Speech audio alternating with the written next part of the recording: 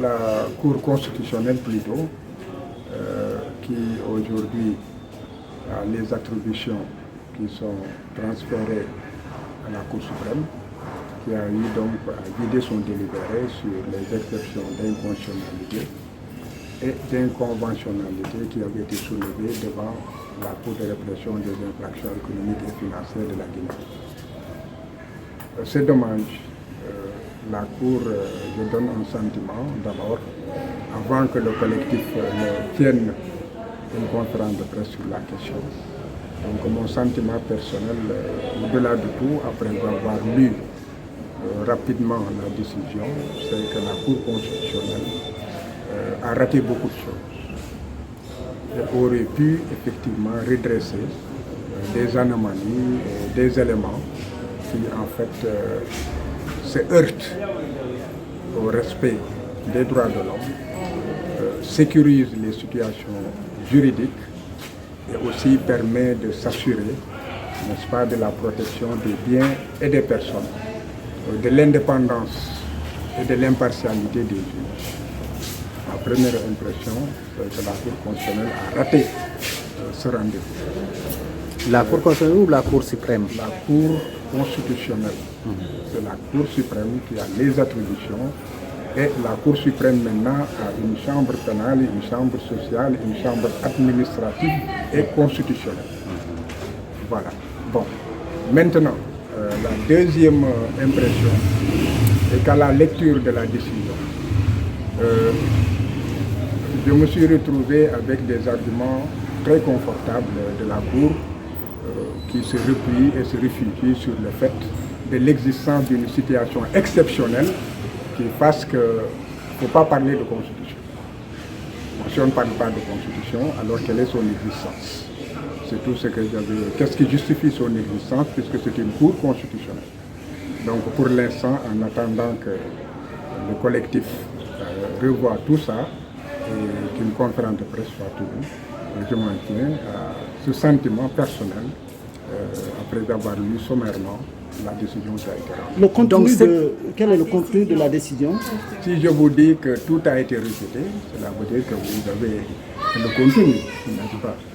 L'affaire Kassouri, Diané ou l'affaire Diané? Non, il s'agit simplement de l'affaire Mohamed Diané. L'affaire Kassouri, j'ai reçu pour le compte des autres avocats notification des conclusions de l'agent judiciaire de l'État. Je leur ai transféré cela.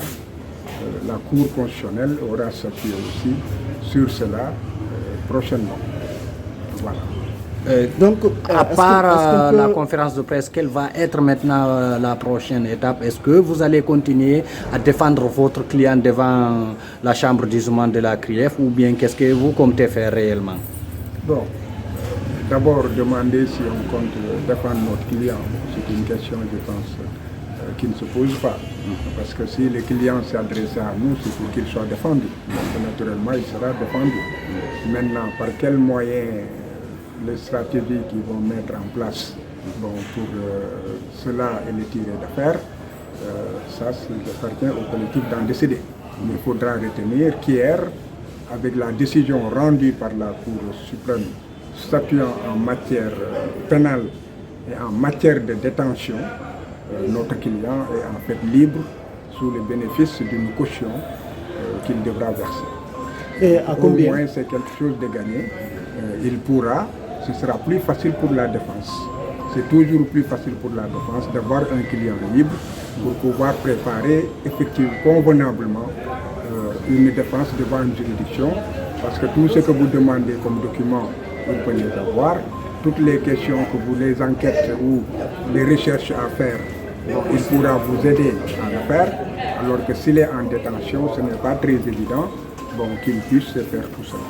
Donc la défense de Mohamed Diané sera encore beaucoup plus aisée, n'est-ce pas, lorsque cette décision qui a été rendue par la Chambre de contrôle de l'instruction, qui avait ordonné sa mise en liberté sous caution, deviendra effective.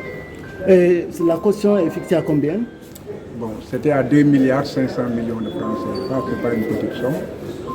Et là, en tout état de cause, vous savez, la loi elle prévoit même, la loi Elle prévoit, en dehors d'une caution qui peut être numéraire ou, comment dirais-je, par état de droit réel, la loi prévoit aussi la garantie d'un homme responsable et solvable. En tout état de cause, nous sommes dans le cadre d'une caution qui a été fixée. Et maintenant, nous verrons comment est-ce que, à l'aide de parents, à l'aide d'amis, à l'aide des enfants, n'est-ce pas, à l'aide aussi peut-être de personnes qui ont un très grand sentiment d'amour et de compensation pour le docteur Sané, pour trouver les moyens, effectivement, pour que dans le délai d'1 mois qui est imparti, le docteur, à partir de la signification de la décision que nous n'avons pas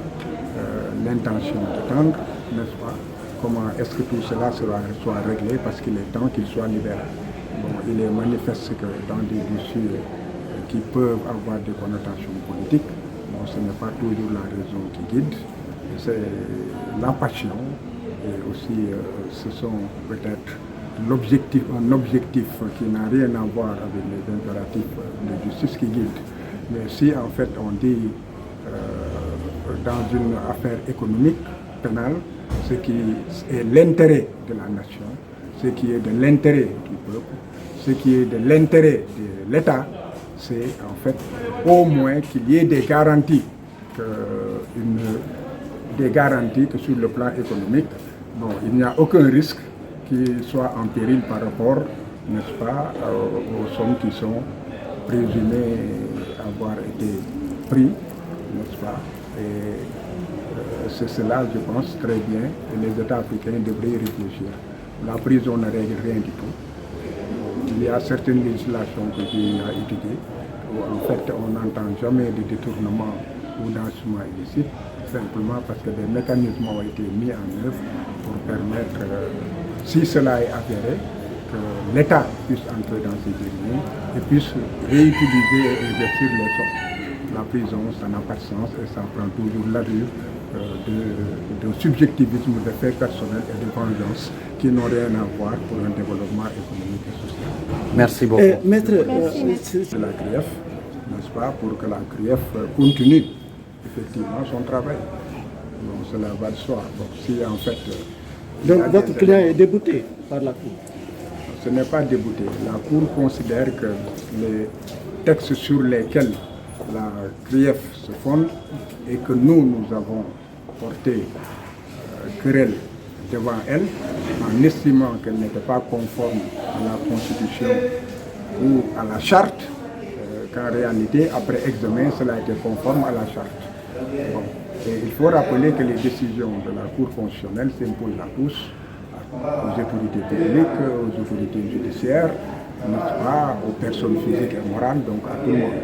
Donc aujourd'hui, cela a une valeur même supérieure à la Constitution. Donc, tout le monde devra s'y conformer, mais cela ne veut pas dire que les moyens de défense s'arrêter à cela.